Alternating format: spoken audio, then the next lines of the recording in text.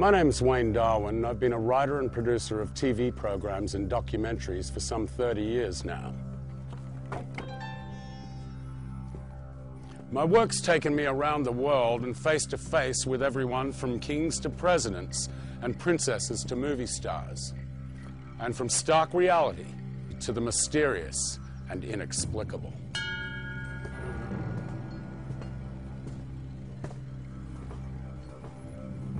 Today I'm speaking to you from a secret sanctuary most people wouldn't believe could even exist in modern America, and which is presided over by a man who in many ways seems to belong to another place and time. This is the secluded retreat of the Order of the Temple of Astarte, a magical lodge hidden in the wooded hills of Southern California, where some still practice the forbidden rites of Solomon and Merlin.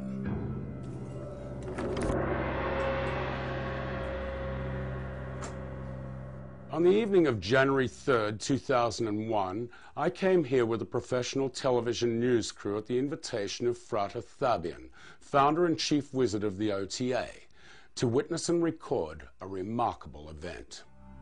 Frater Thabian and his apprentice Frater Solomon were about to summon an ancient spirit named Visago, whom they believed would bring us important prophecies for the new millennium. On February 1st, an edited version of this remarkable event was broadcast by the affiliate of a national television network.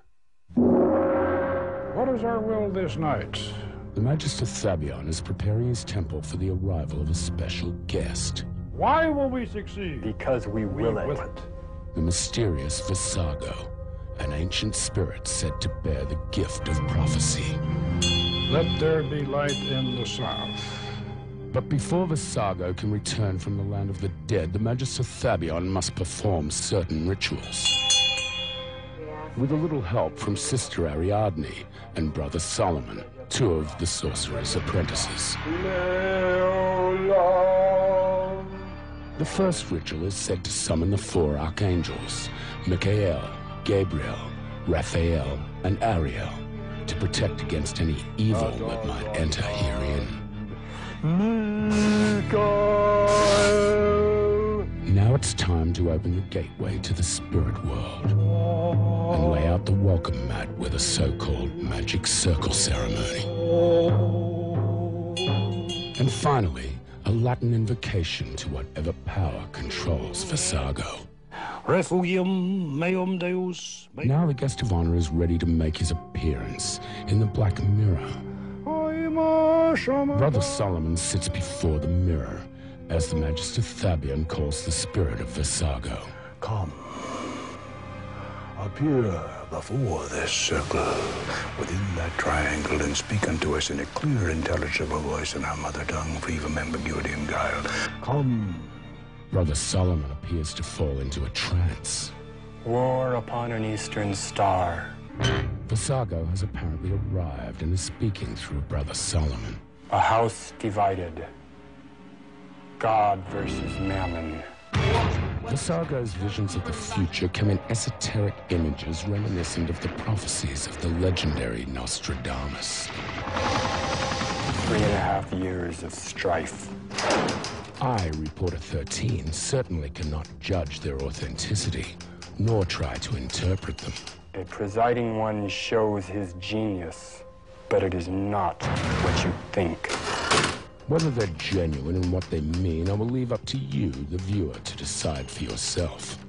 Great Prince Visago, because you have answered our call, we license you to depart. But then something strange and eerie would happen that carries disturbing echoes of one of Visago's prophecies. The slaying of a son of Africa undoes a man. Just a week after I witnessed this prediction with my own ears and eyes, President Laurent Kabila of the Democratic Republic of the Congo was assassinated. Now, some say prophecy can only be understood when it actually comes to pass. And maybe they're right.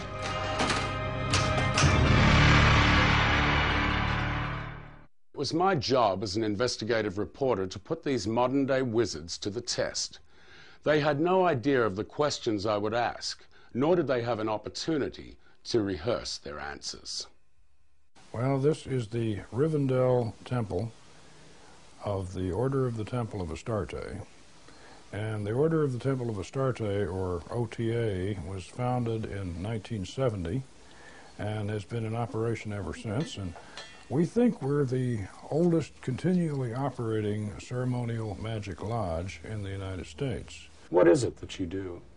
Well, ceremonial magic is a medieval system of what you might call esoteric psychology or esoteric magical practice. It's somewhat similar to the tantric work that is done by the Tibetans and the Hindu tantrics in the East. And it is magic. And magic, as we define it, is not pulling rabbits out of hats or creating illusions. Magic, in our ancient way of looking at it, is changes of consciousness in accordance with the will. In other words, we use the power of the imagination to bring up the ancient gods and the ancient goddesses and make them work for us in harmony with nature and with the universe. So, Do you call yourself what you do? It's difficult to put a name on it, but for the general population, I'll use the term pagan. If someone wants to delve a little bit deeper in, I'll say I'm a practitioner of Solomon's magic, and that puts it in a little different light because it puts it in a whole Judeo-Christian framework a little bit more. What is it we're going to see tonight? well, tonight we're going to call up an ancient spirit named Visago. He's the third spirit in a book of sorcery that we use called the Goetia of the Lebegeton, and Visago is number 3. How old's Visago, and what's the history?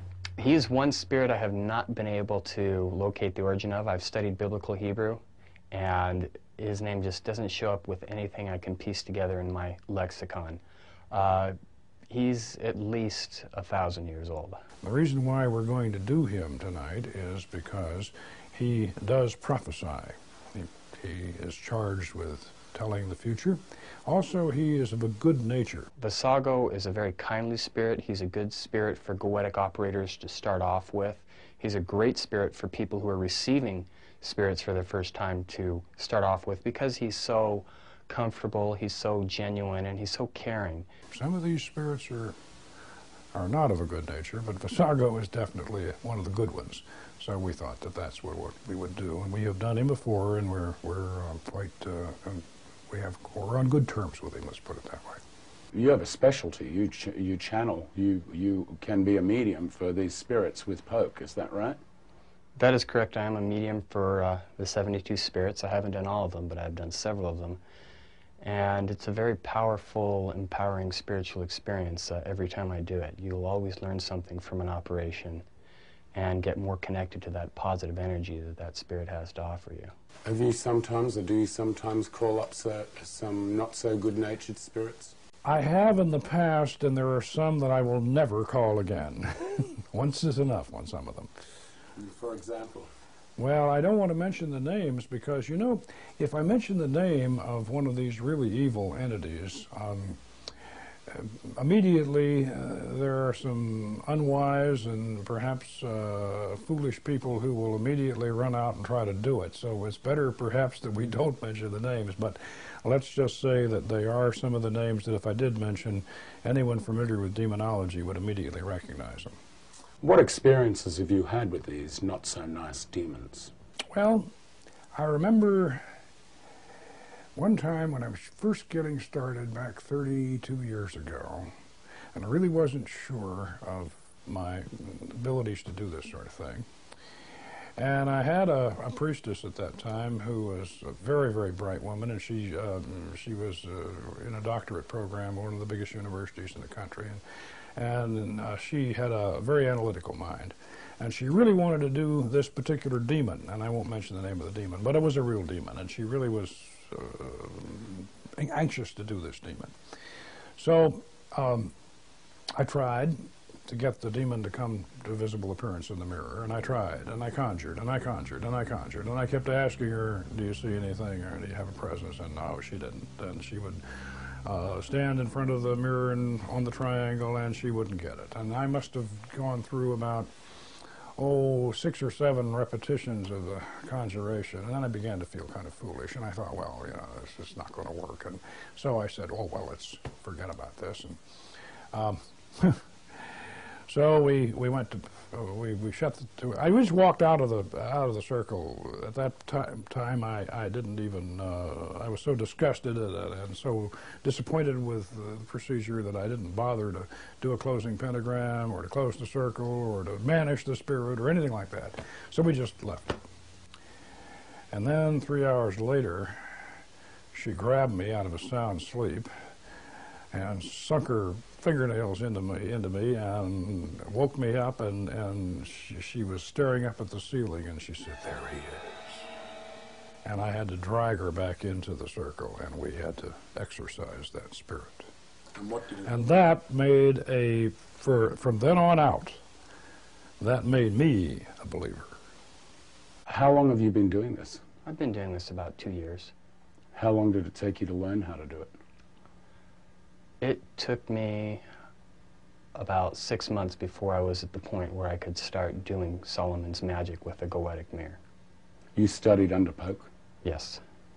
What is the purpose for calling some other spirits? Give me a couple of examples. For one thing, one of the spirits who unfortunately has a bad reputation in medieval terminology turns out to be the patron goddess of our temple, Astarte. And she's supposed to be the demon Astaroth, but actually she is the goddess Astarte, and Solomon was quite enamored of Astarte, as you may remember from the Book of Kings. And so we call Astarte to visible appearance because she inspires us and is, as I say, the patron goddess of our temple. So she, you might say, is our magical religion, she and her consort, Prince Baal. We follow the Canaanite tradition. Solomon's magic is very dear to me. According to Irish legend, I'm a descendant of Solomon, so that gives me a nice connection to it. And as far as the angels are concerned, my parents said they're inspired to name me Michael, and I was born on Michael's holiday that they didn't know about.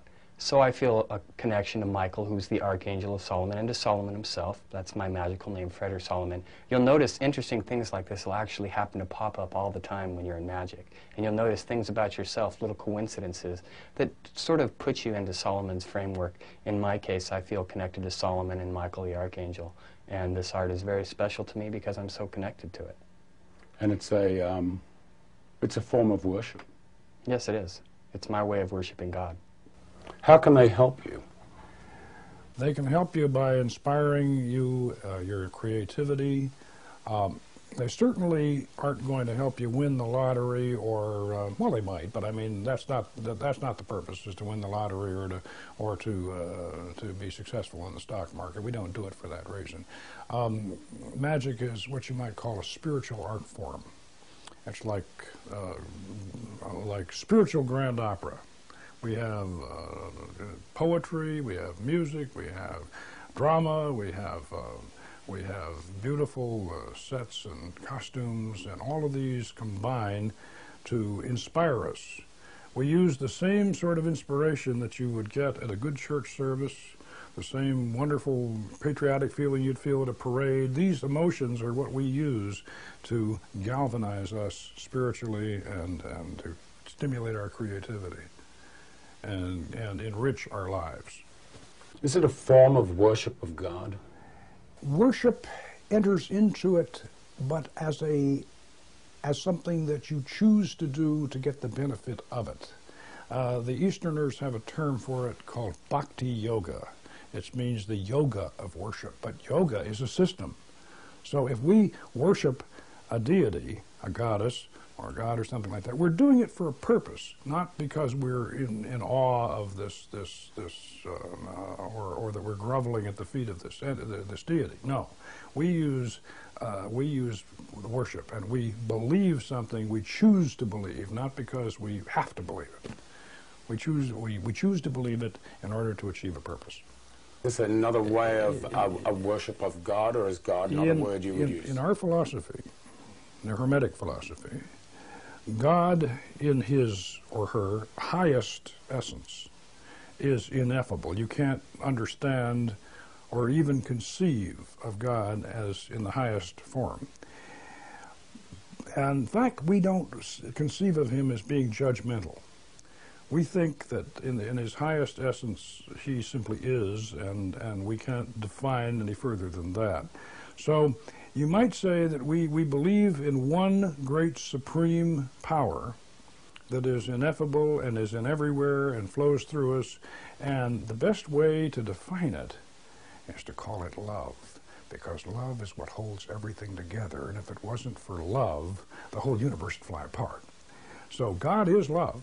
This is true, and for us, and we see God as an overall, all-encompassing power that flows through everything.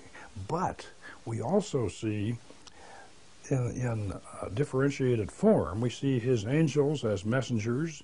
We see the pagan gods and goddesses as personifications of forces of nature, and so we have a whole plethora of entities, and even down into the elements, where we have the gnomes and the earth, and we have the sylphs in the air, and we have the undines in the water, and then we have the salamanders in the fire. So we personify all of the elements and everything. We have a little entity of some kind or another, or a big entity for everything. What's your reaction to people that say you shouldn't do this stuff? That standard. Well, that's a great question to ask. Anyone who says this is a cult, I don't really feel a need to argue with them, because anyone who uses the term cult is someone who's expressing themselves subjectively. Anyone who calls someone else a cult is basically a worshiper of hate themselves, so if they want to worship hate, as far as I'm concerned, that's okay. What do you say to people that call us evil and you shouldn't do it? I would say that evil is in the eye of the beholder, and what is evil for one person is interesting and challenging for someone else.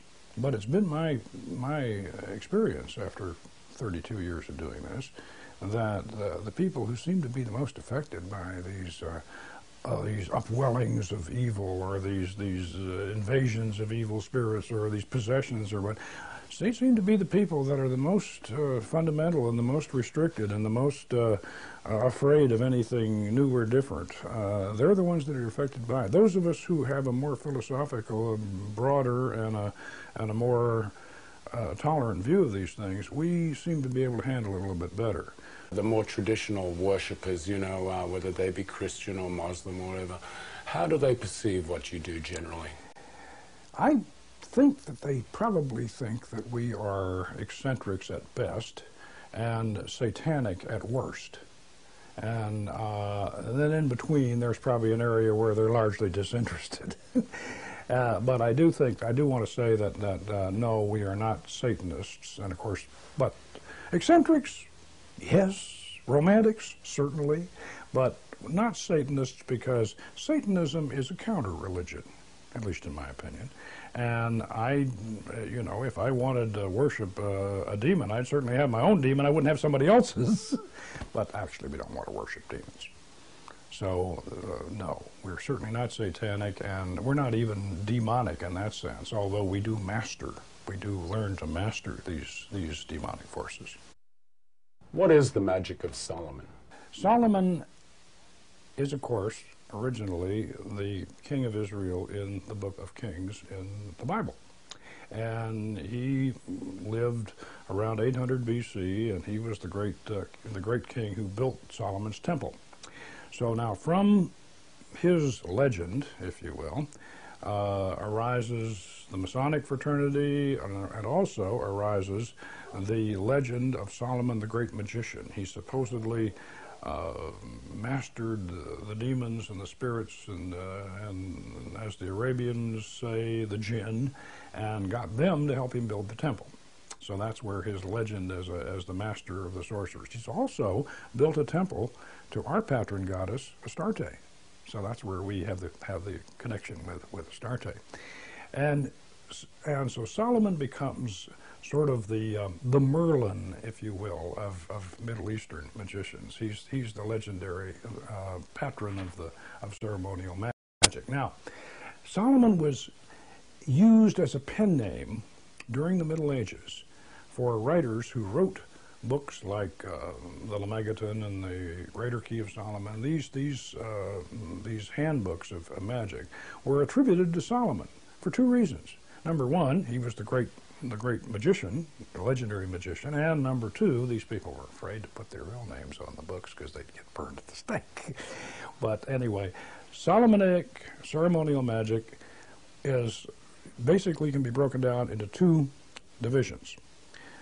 The invocation of the angels, the holy angels, to protect you and inspire you and fill you with the power of God, and then when you've got that mastered, then you set up the dark mirror and the triangle, and then you go for what some people would refer to as the demons. But you use that angelic power that you've already acquired through the crystal ball in the center of the circle and on the altar, and you've got the power of those angels to control the demons that you evoke. You evoke them out of your deep mind. And so Solomonic magic, all the way from back in the Middle Ages, can be broken down into those two facets. And those facets should definitely be worked together. This is why, by the way, the Satanists don't do this very well, because Satanists can't very well call down holy angels to protect them and then go go use that power to control demons. That doesn't work very well for a Satanist. So this is obviously not satanic. What was Jesus? One of the greatest magicians who ever lived, if not the greatest magician, I think, but he's also one of the greatest philosophers who ever lived. And I think that one of the very, very sad things about Christianity is that the philosophy, that Jesus' wonderful philosophy, was lost when they made a god out of him. I'll tell you a little story about that. The great biblical scholar Lamza, who I was fortunate to hear years ago, pointed out that the whole story of Jonah and the whale very probably came from the fact that in Aramaic, when somebody was in trouble, they said he was in a big fish. And Jonah was in a big fish, and that's how we got Jonah and the whale. But also, if you wanted in Aramaic to call somebody stupid, you called him a rock. So I envision Simon Magus, who is, of course, a friend of Jesus's and one of our and one of the founders of our tradition, saying to Peter, when Peter said, "Oh, the Lord said, I am the rock upon which your church will rise," and Simon would have said to him, "Peter, that isn't what he said. He said, Peter, you're as dense as a rock, and of my philosophy you will make a religion." And I think that's a very, it's just a story, but it brings up a point. The philosophy of Jesus of Nazareth is beautiful. It's wonderful. Too bad we've lost it. But if you want to pick it up, go to the Gospel of Thomas, and you can find a lot of it there. Was he in any way divine? Was he Son of God? We are all sons of God, and that's what he was trying to tell us. In the Gospel of Thomas, doubting Thomas, remember? Thomas goes and Jesus tells Thomas something, and then the other disciples come and say, "What'd he say? What'd he say?" And Thomas says, "If I told you, you'd stone me to death." And you can pretty well figure what Jesus whispered in Thomas's ear. "I'm God, and so are you." And that, I think, was the message, because the whole Christian Trinity is Father, Son, and Holy Ghost. This is basic Gnosticism. The Father is across the abyss. The Holy Ghost is that part of the Father that's within us, that holy spark. And the Son is the messenger who comes to tell us, hey, God's right inside you. Tell me the procedure we're going to go through tonight, just what you're going to do, what we're going to see. What you're going to see is the evocation stage of Solomon's magic. This is the advanced stage after you have gone through the series of angelic invocations, which we're not going to specifically do tonight. They've already been done. We've got the angels already inside us and on our side, but we are going to invoke those angels with a pentagram ritual. Mike's going to do that, Frater Solomon. He's going to invoke the angels in a pentagram ritual.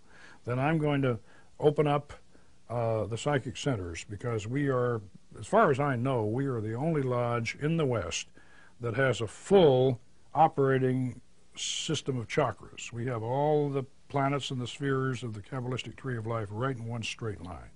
So we operate that way. So we're going to have a ritual after Mike does his pentagram ritual and establishes these 4 angels that we're talking about and gets them to protect us and cast a circle. Then I'm going to open up the particular sphere that we're working in, the lunar sphere. Then from there we're going to go on up to the sphere of Jupiter. And then we're going to circumambulate around the circle, the magic circle, clockwise, sunwise. And then we're going to get on that mirror, and Mike is going to be staring into the mirror, and I'm going to sit behind him as the magus, and I'm going to conjure, and he will go into a trance. We'll both be in a trance, actually. What happens to you? Before I'll ever do an operation, I usually know what spirit I'm going to do, and my mindset will already begin to be geared towards that spirit, and I'll already be interacting with the energies of that spirit. And then by the time I do the operation, the spiritual energies from that spirit will actually come inside of me to the point that I'll be able to look in that mirror, and my reflection will actually morph into the spirit that I'm having a conversation with. His reflection blanks out, and as I'm conjuring, then what comes back in is going to be the spirit. What does it feel like? Are you aware of what's happening, or are you in a total trance? Can you remember what's happened? I am aware of what is happening, but there is somewhat of a transformation that does occur. So what's inside of me isn't really what's me speaking. It's these ideas that are pouring through me from a foreign energy, and these foreign energies will begin to express themselves in their own unique ways that I'll eventually realize are not my own thoughts. He also specializes in his prophecy, so we'll be getting an oracle from Visago tonight, very likely. So we could get some very interesting prophecies. Indeed. It'd be interesting to hear what he has to say. When we videotaped the actual summoning of the spirit in the temple, there were no rehearsals and no retakes. So what you're about to see is real, shown exactly as it happened. And in my professional opinion, it's one of the most remarkable documentations of a supernatural event ever recorded.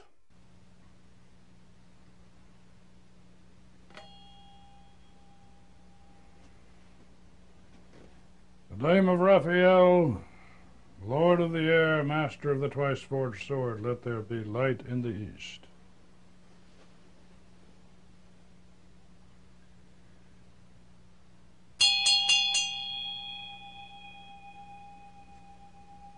The name of Gabriel, Lady of the waters, mistress of the Holy Grail, let there be light in the west.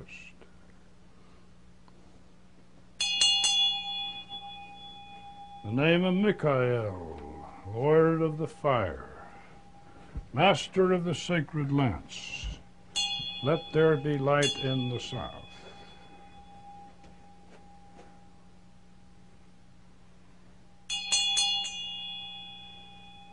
In the name of Oriel, Lady of the earth, mistress of the brazen shield, let there be light in the north, and upon the shrine of Our Lady Astarte.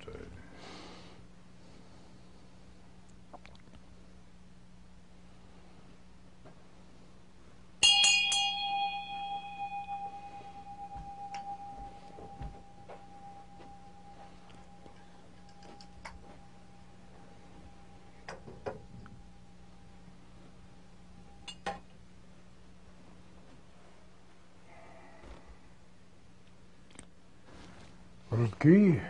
As above, so below. What is the creed? To know, to dare, to will, and to keep silence. What is the way? Know thyself. What is the secret of the way? In your temple you are one with the gods. Ata, Gibor, Leolam, Adonai. The temple is open. Gong thrice,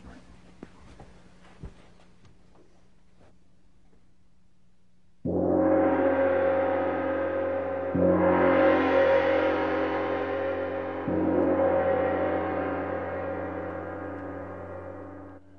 Sister Ariadne, would you give us a short invocation to the goddess, please? Fair Astarte, we ask that you be with us tonight and guide us, watch over us, and give us your blessing. So mote it be. So mote it be. What is our will this night? To summon the spirit Vasago. Will we succeed? We will. Why will we succeed? Because we will it. Will it.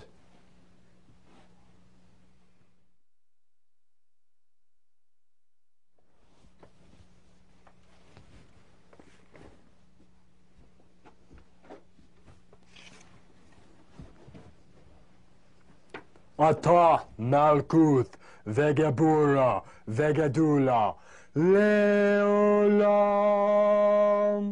Om.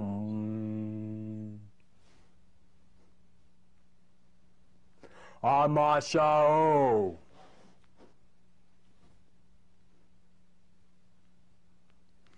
Adonai.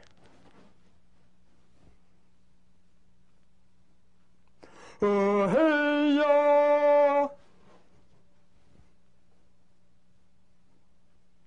Agila.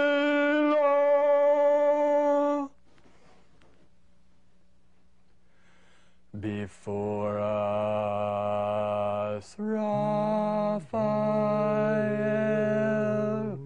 Behind us, Gabriel. At our right hand, Michael.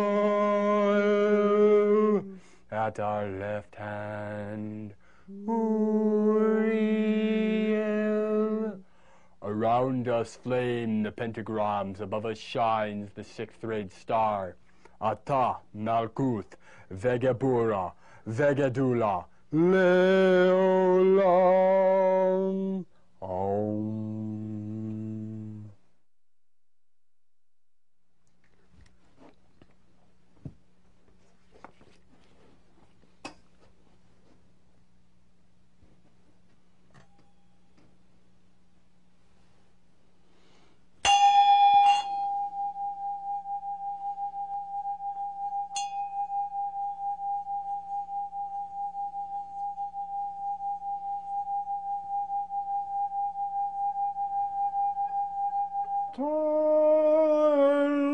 Elohim Gabor, Hamashal Avada, Hamashal Zaviot, Gamriel.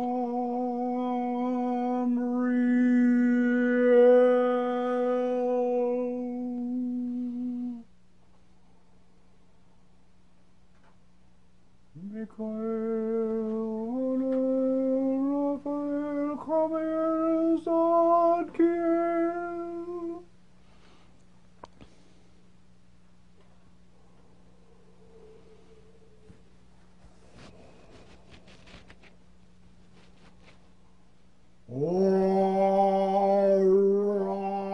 Orarita Shadailka.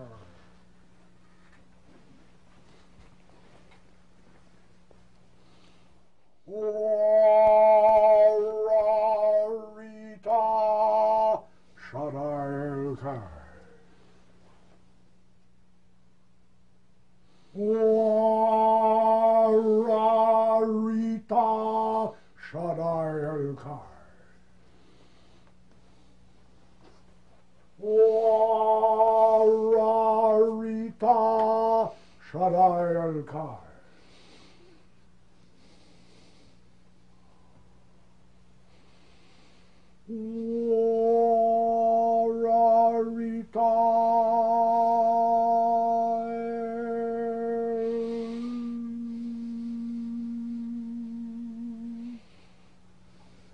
I declare in the name of the Archangel Gabriel that the gateway to the sphere of Yesod is hereby hermetically opened and unsealed.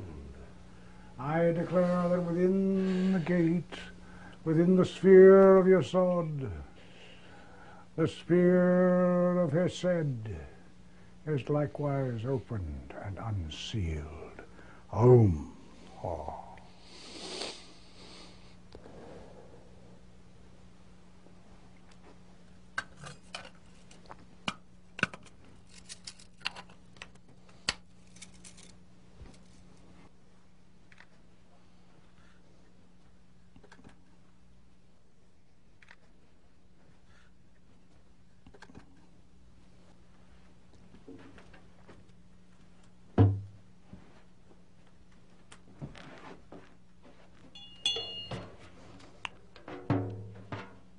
Let the mystic circumambulation commence. 4 turns Deosil in the sphere of his Sed of Yesod.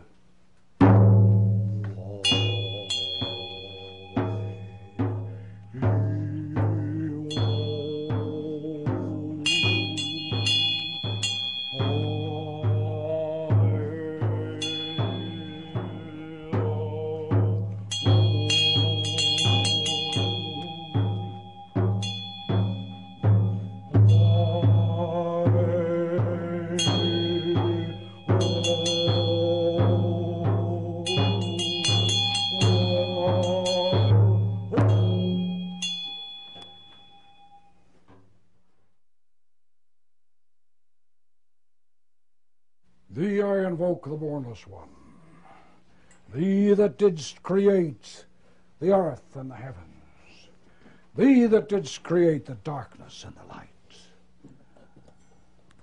Thou art Osiris, Anopheris, Osiris the beautiful, whom no man has seen in any time. Thou hast distinguished between the just and the unjust. Thou hast created the seed and the fruit. Thou hast made us to love one another and to hate one another. Thou hast created the moist and the dry and all created life. Thee I invoke, terrible and invisible God, that dwelleth in the void place of the Spirit.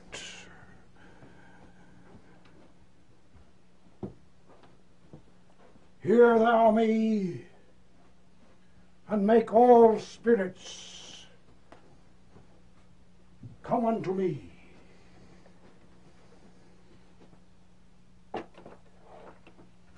All the spirits of the firmament and of the aether, upon the earth and under the earth, on dry land and in the water, and whirling air and rushing fire, and every spell and scourge of God may be obedient unto me.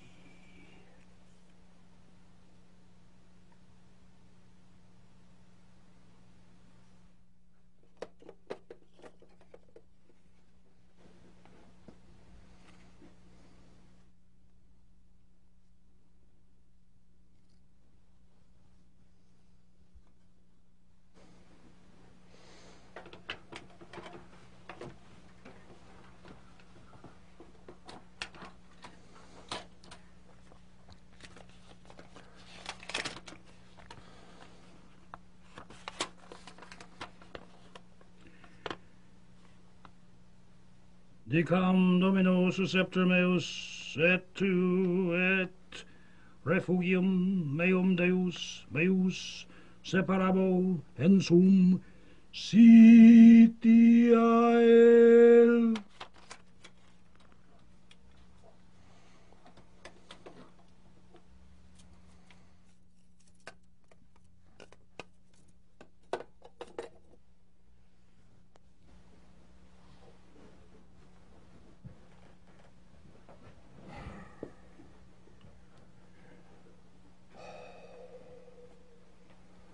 By Almighty God, and I command thee, by Barolamensis, Baldachiensis, Pamantia, Palarosades, and the mighty princes Geneo and Leocades, ministers of the seed of Tartarus, and chief princes of the throne of apology in the 9th region.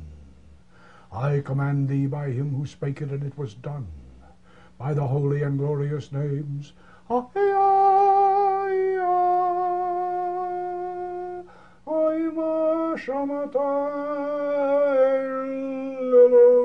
Gabor,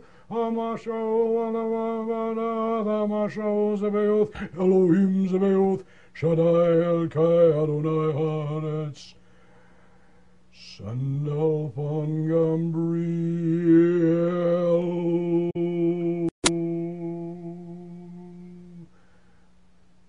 Michael, Anael, Raphael, Kamael, Zankir. Come up here before this circle within that triangle in fair and human form, without horror or deformity and without delay. Come from whatever part of the world thou art, and answer our questions. Come presently, come visibly, come affably, and manifest that which we desire, being called by the true and living God. Eliorum, we call thee by the particular God who rules over thee, the mighty hill, the mother usher out of the sea. We call thee in the name of the Tetragrammaton, Oma Sha,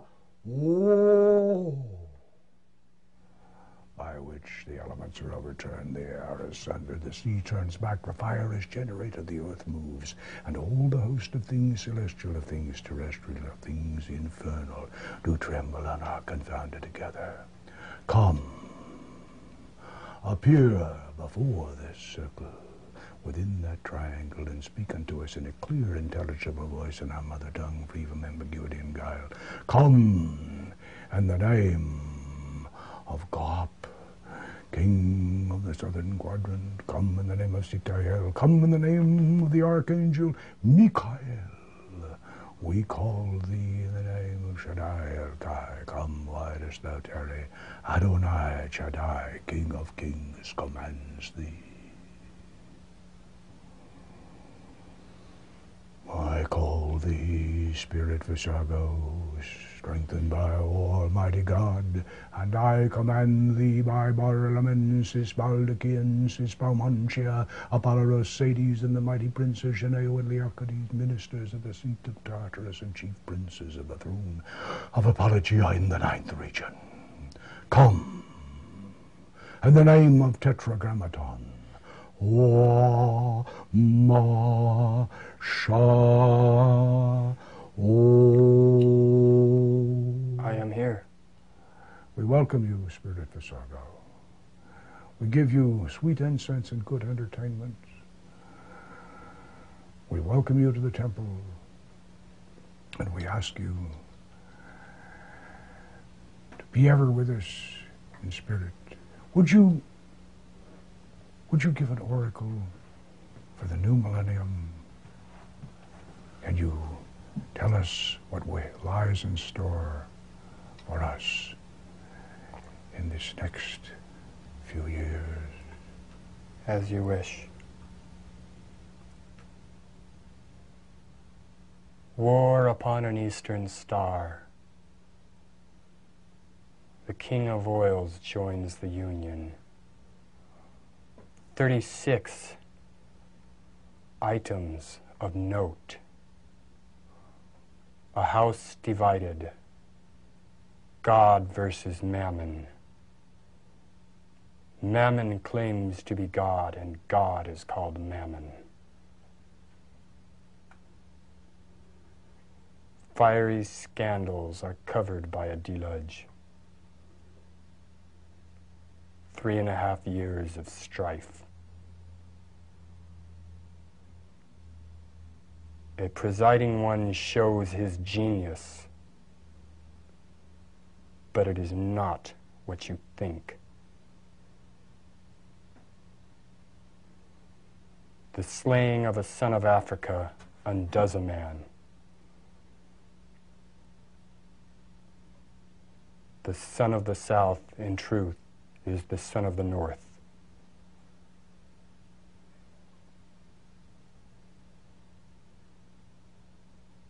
Vidar sits in silence, Satan fights with violence.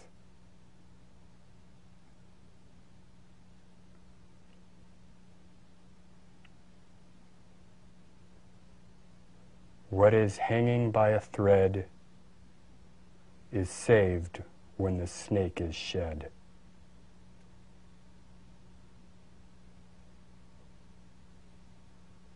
Thus ends my oracle.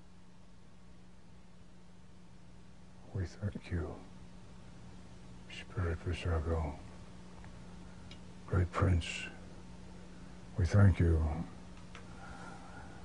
and we will heed your words well, and we will ponder them, and we will perhaps return and call you again if we need clarification.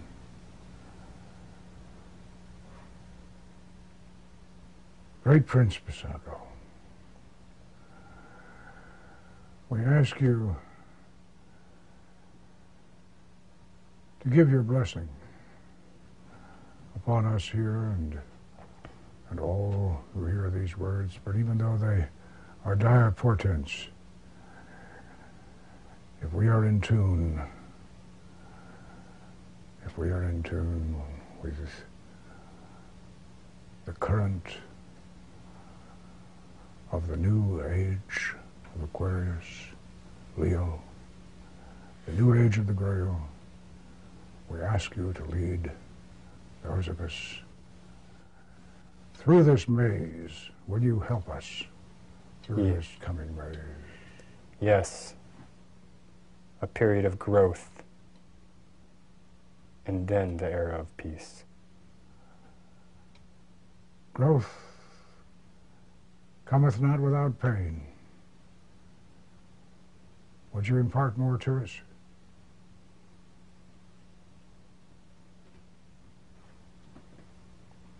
Keep your hearts peaceful. Keep your focus dedicated to the one true divine source from which we all stem.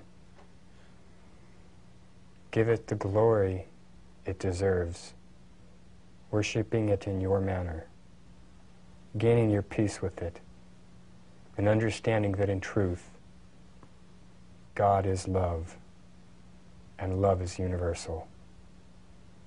Love is not partial, but desires the happiness and joy of all. Love is the key.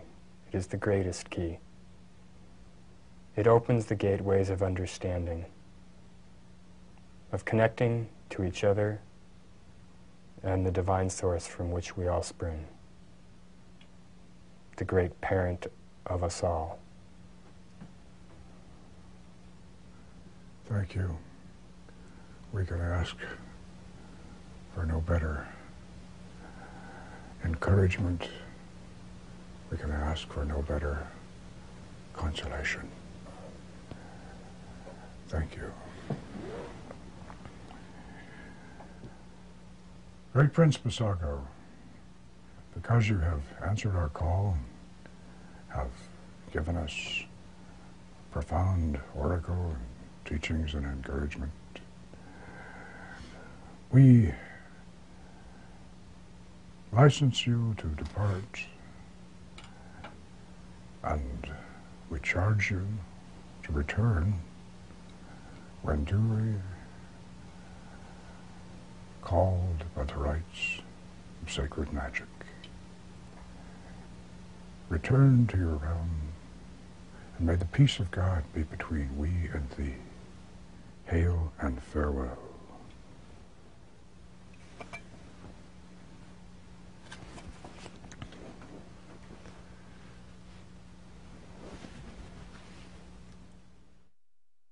I'd never witnessed anything like this before, and had more questions for Frater Fabian and Frater Solomon. How do you feel after that? Invigorated. In fact, that's the measure of a good magical operation. If you feel better after you've done it, then you know you've done it right.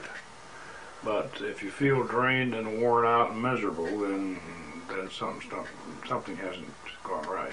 Those prophecies, what are we going to do about those? Well, what we're going to do about them, because that prophecy is so esoteric and is guarded and yet very profound, we're going to give it, both Solomon and I are going to give it very careful attention, and we're going to come up with an interpretation for you.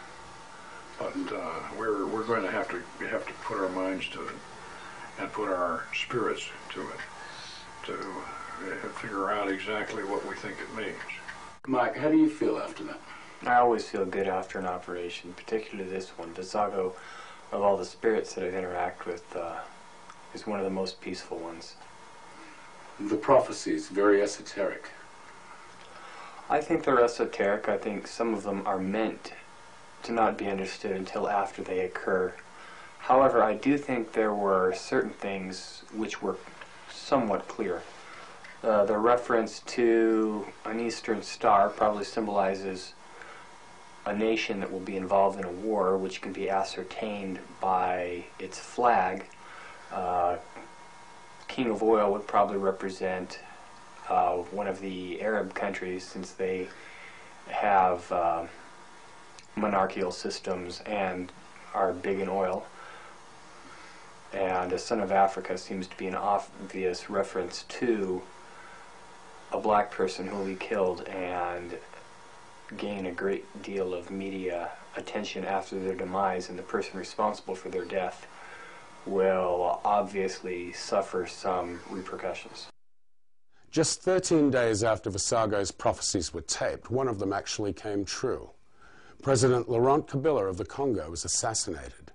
And now we can only wonder when Visago's other predictions may also come to pass. I'm Frater Thabion, Pope Runyon, and I'm sitting here with Frater Solomon, Brother Michael. And it's a little more than 2 years after the Visago Millennium Prophecy was delivered on January 3rd, 2001. And we are going to informally discuss some of the confirmations of this remarkable magical document. And we're going to explore some of the prophecies that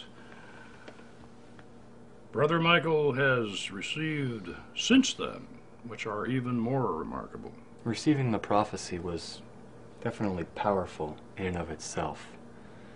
But the amazing thing is, as you notice these things begin to unfold, they become even more powerful.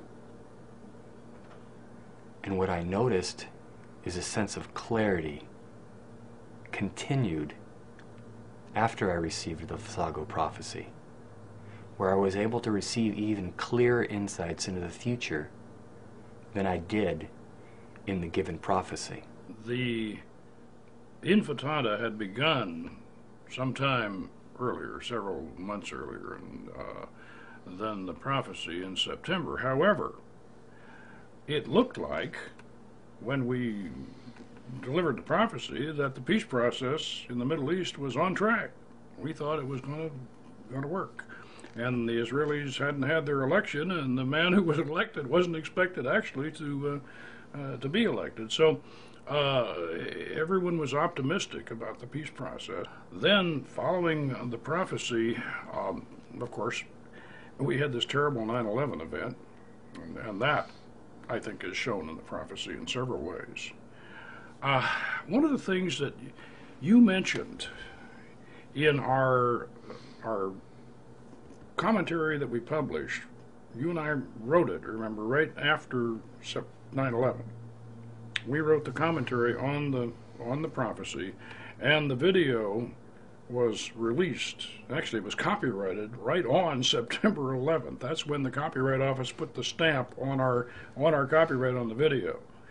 What we found out was that Saddam had been, according to your research, Saddam had been training this Jerusalem army. And you saw this in Time or Newsweek or one of the national magazines and picked it up. And then we come to find out after the war in Iraq that yes, this was confirmed. The GIs picked up dozens of these suicide vests, these suicide bomber vests that these people were using. But now, since GIs have found so many suicide vests coming outside of Iraq with plain evidence, it's now very clear that there's a much stronger connection between Iraq, terrorist groups in Syria, and the struggle that is occurring in Israel currently. And I remember that you mentioned that in our original booklet. Now, thinking just simply upon war upon an eastern star, something is readily apparent. The Israeli flag has a huge star on it. And Middle East, obviously, we're talking about right smack in the center of the Middle East. War upon an eastern star clearly denotes Israel as a target upon which war is being waged. In my Kabbalistic analysis of your final pronouncement, what is hanging by a thread is saved when the snake is shed. If you recall, we didn't quite agree on that one, but here, the key to all of this peace process in the Middle East is the solution between the Israelis and the Palestinians, to give the Palestinians their own sovereign state. And it appears that we had to solve this problem of the Jerusalem army first before that could be done. But now that that seems to have been taken care of, we notice that our President and the Secretary of State are back to strongly pushing for a solution to the Palestinian problem. And this is what I predicted, basically, that this would be the only way that we would eventually stop this terrorism. Some other fascinating things that showed up were other aspects of the prophecy that we should touch on as well. Beyond the 36 items of note, which I haven't seen a clear fulfillment of at this time, one thing that is definitely much more of note than people realize is Mammon being confused with God. Now, Mammon doesn't just represent capitalism. It represents both the British and the American establishment. This is the tradition of who Mammon is. And right now there's great confusion in the Anglo-American world about how to worship God and what the correct way of dealing with this is. Moving on that and allowing you to ponder with that, there are some other things that are also of interest within the prophecy. One of the major things is the slaying of the son of Africa, which undoes man. The question is, who does this man undo? We knew 13 days later that Kabila was assassinated right in the heart of Africa. But how did this serve to do anyone's undoing? Very good question, Brother Michael. Now, I did some research on this particular issue and discovered that before Laurent Kabila's assassination, there was a major thrust from our government toward nation building and major aid in Central Africa. And apparently, after Laurent Kabila's assassination, that whole program just seemed to disappear. So it appears behind the scenes that somebody was, in fact, undone by this assassination. And it probably won't be for another several years before we find out who it was that was undone, but it certainly appears that someone was.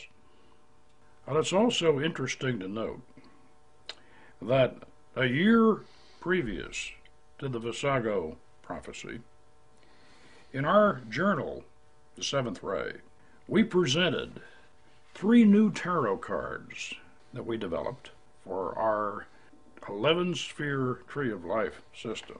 And one of them has an eerie presage of the 9/11 events and those events predicted by the Visago Millennium Prophecy. This tarot card goes between the sphere of Geburah, Mars, and Da'ath, the gateway into the new age and the new dimension.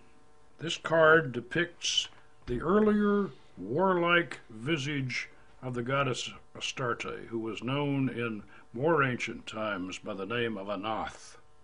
She also has a very, very strong relation to Kali, Durga, and the wrathful Dakinis of the Tibetan tradition. But you will notice that we see here the burning fortress, the ruined temple, and the 4 demons of the elements that she is trampling underfoot. So out of conquest will eventually come victory.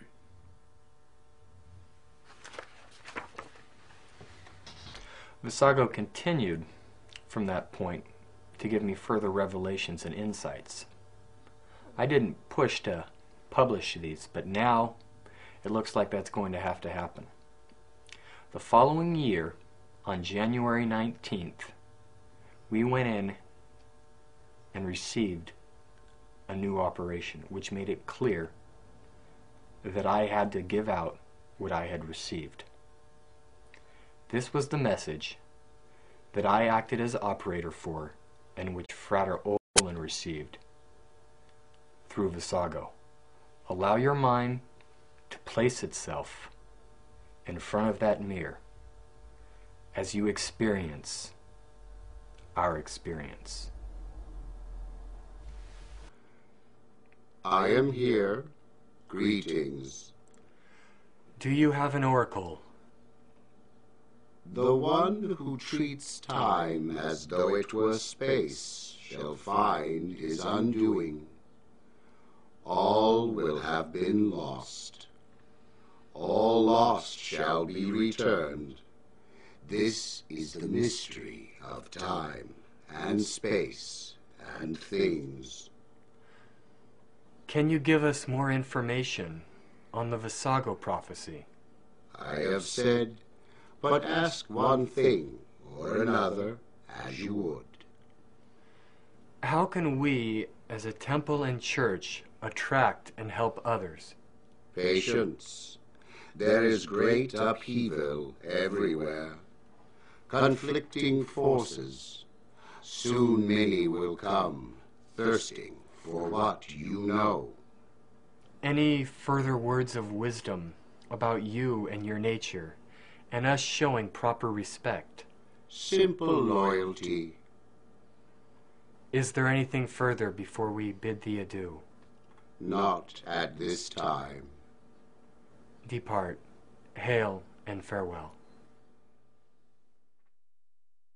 My interpretation of Visago's second oracle, small and short as it was very important. I think what he was trying to say was that right now, at this present time, there is seething hatred all over the world. We have a tremendous upsurge of religious fundamentalism, both in the East and in the West.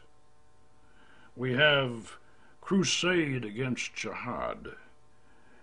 And this isn't just between nations. This is also occurring within nations.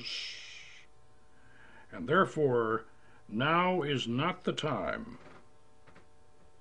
to try to raise the consciousness of these conflicting peoples and these conflicting beliefs. They have to blow this off. They have to get it out of their system, and then, following this age of viciousness and intolerance, there will be a new enlightenment. That's my interpretation of what he means. In addition to this prophecy, I did continue to receive further insights from Visago, which will eventually be made available. These insights really opened me up and will allow you to see what is going to happen not only within the coming months and years, but centuries and millennia, long after these mortal bodies have passed. When you read these, you will be amazed But at the same time, there'll be a shaky awareness that the things that I'm allowing Visago to say through me are going to come to pass. There are fascinating things in the future which have not been clearly foreseen.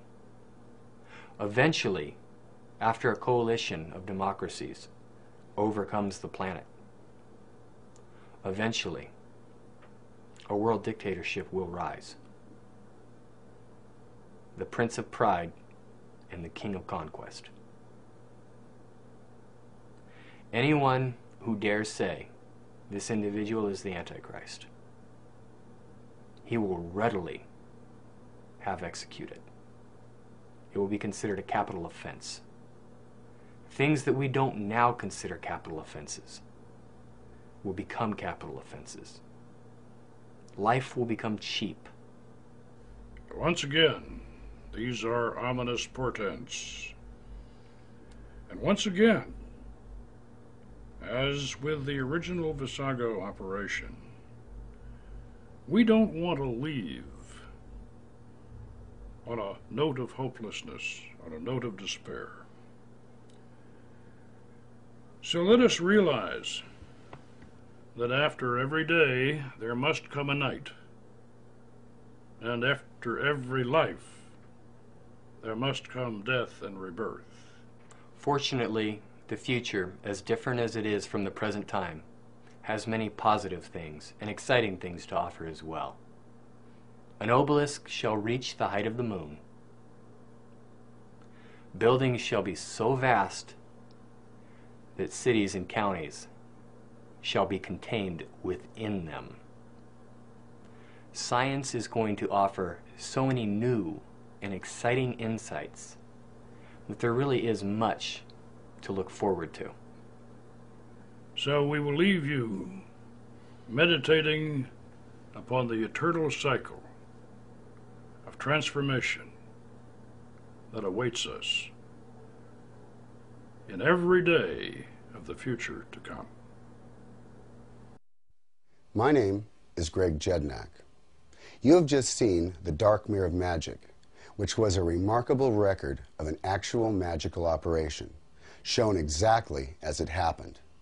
If you enjoyed this documentary of a real magical event, then you won't want to miss the instructional video, The Magic of Solomon. In The Magic of Solomon, which I personally directed for Poke Runyon and the OTA, we show you step by step how such magical operations are actually performed. We graphically present the history and the authentic methods of this ancient art. We carefully reenact the rituals and demonstrate the techniques, showing all the equipment and how it is used. For anyone who is seriously interested in learning about Solomon's magic, as it is actually practiced, this video is essential. If you want to follow this path yourself, Poke Runyon has written a practical handbook titled The Book of Solomon's Magic, which is the companion volume for the Magic of Solomon video. This book contains color plates of the 4 archangels, which you will need for protection, and the Master Mandala, which is the essential key to summoning the spirits.